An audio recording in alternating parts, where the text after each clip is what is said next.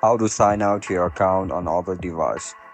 Are you guys facing issues to sign out your account from other device on Fiverr application? If that's so, then this video might help you out. Without further ado, let's get started. First of all, open Fiverr app on your mobile device.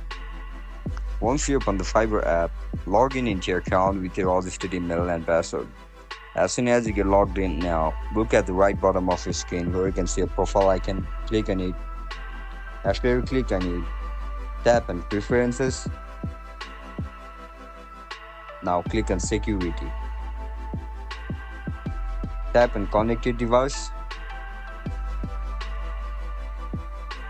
You can see the option for sign out from all the other devices. You are looking to sign out your account from other devices, right? Click on it and tap on Sign Out. And that's it, guys. That's how you're gonna sign out your account from other devices. If you guys found this video helpful, don't forget to like, share, and subscribe to our channel. I'll catch you up in the next one. Bye bye.